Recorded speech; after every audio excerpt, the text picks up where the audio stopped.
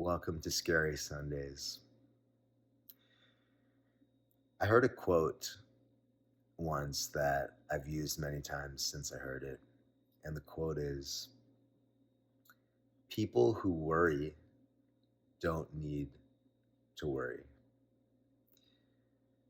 Meaning, people who are taking responsibility for the situation, for themselves, for the outcomes of things that apply to them and those around them don't need to be stressed because they already are of the personality type of someone who is taking responsibility. And I love that quote. I think it's so true. I think it's so clever and wise. But it got me thinking about it's a paradox at the same time, right? It's like people who worry don't need to worry. Like, what does that mean? And a kitschy, less catchy version of that quote, but I think a more accurate one is people who take responsibility don't need to worry. And that begs the question, what is the difference between responsibility and worry?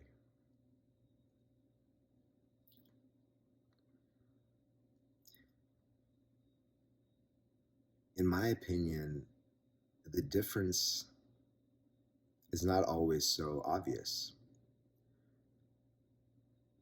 Because let's just take an example, right? Let's say that you are leaving a venue, you're leaving the restaurant after dinner, and you get in the cab and you're on the way home, and then all of a sudden you realize that you left your wallet at the restaurant. The responsible thing to do is to go back to the restaurant and get your wallet. And at the same time, it's very likely that many people in that situation would be worried about if their wallet is safe, if somebody stole it, what happened. Maybe they don't even know if it's there. They're not sure where they left it, right? So I think the difference between responsibility and worry is not something that can be ascertained through the mind necessarily. And I don't think it's something that can be ascertained based on the situation. I think where you can tell the difference is in your body, is in what you're feeling in the moment. Because if we go back to the wallet example, the responsible thing to do is to go back to the restaurant and make sure that they have your wallet and hopefully recover it. And it is possible to do that without worrying. It's possible to stay calm in one's body while executing the responsible action.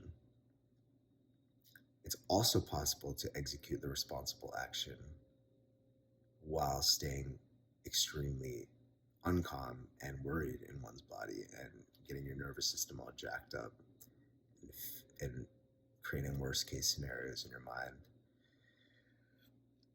So then how do we tell, like in a situation that's less obvious than that, right? Because I think everyone would agree, like in that situation, everybody goes back and tries to get their wallet. But if we apply that to something more general, like thinking about your future, and I'll use myself as a case study, I'm extremely financially insecure right now. I don't know how I'm going to make money. I stopped DJing, so that income stream has kind of gone down. I'm working on my album. I don't know how it's going to do. There's a lot of financial instability in my life right now and a lot of financial insecurity. And it's very easy for me to slip into worry about that, slip into fear about worst case scenarios. I don't want to go broke. I don't want to lose the quality of life that I'm used to. I'm really out here on my own for the first time in my life, like truly have been giving up my apartment in New York and just traveling, trying to figure out ways to make money. And also, all those thoughts are very responsible. Like, I do need to make money. I need to figure it out. But the difference is that when I'm worried about it,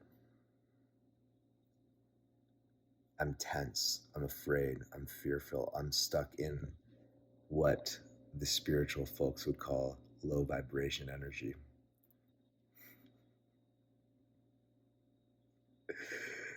I'm, I'm stuck in low vibration energy when I'm worried about, oh, fuck, how am I going to make money? Oh my God, like, blah, blah, blah. And that is paradoxically not a responsible way to approach the situation. It feels like you're being responsible because you're worried. And that's because everybody has it twisted, everybody, including myself, that being responsible means you need to be freaking out and worrying about the future. But contrast that to really paying attention to how to create financial stability in one's life. Again, using myself as an example, if this applies to you, substitute finances with whatever is insecure in your life right now that you'd like to get a little more secure. And taking a responsibility based approach from a calm, cool, collected, logical place, and the effect that that has on your nervous system is a very different response, and I would argue a much more skillful response. So I think what I've uncovered is that the way to tell if you are worrying or if you're being responsible is not in the content of what you are thinking about. It's in the way that you're feeling about the situation. So if you're trying to create financial stability in your life, but the way that you're approaching that situation is by constantly being fearful of what it would be like to not have money, then you're in a worried state and you're, I mean, physically and neurologically not thinking straight because you're emotional. And so you're likely to not make the best decisions. Versus if you're thinking responsibly about something, then you're able to actually logically assess the situation from a place of awareness, from a place that is beyond the contracted small fear of the survival based self that just wants to survive. And then you can think of options, you can think of scenarios, you can think of things that don't even exist yet but could exist because you're thinking from a greater level of awareness than the small part of you that only sees problems. And so, to sum it up, I think for me, what I'm discovering through my own process of feeling really insecure right now about this area of my life is that the difference is that when I'm worried, I'm stuck in the known and I'm stuck in a limited worldview and I'm defaulting to fear. And so I'm going to make decisions out of survival, which is likely going to just cause me to worry more.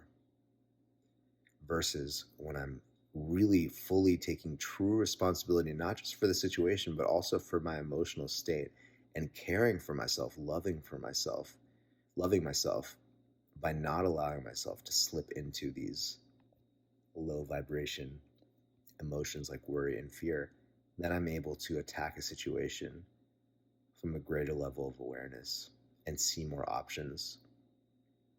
And this is easier said than done, but a practical tool that I'll leave you guys with that I'm trying to apply is when I feel that sense of worry coming on, instead of trying to use that as a guide to solve the problem, I just take a step back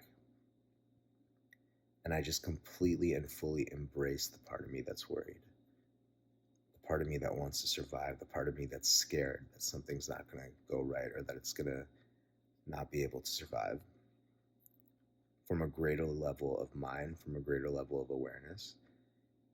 And just by easing that part of me, like a therapist would just sit with a client and hear them out and allow them to vent, that part of me naturally calms down.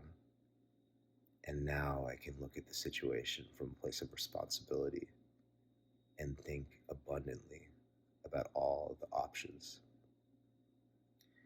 So I hope this video helped, or at least gave some food for thought. Would love to hear your guys' comments, questions, concerns, agreements, disagreements, whatever comes to mind. And I love you guys. Catch you soon.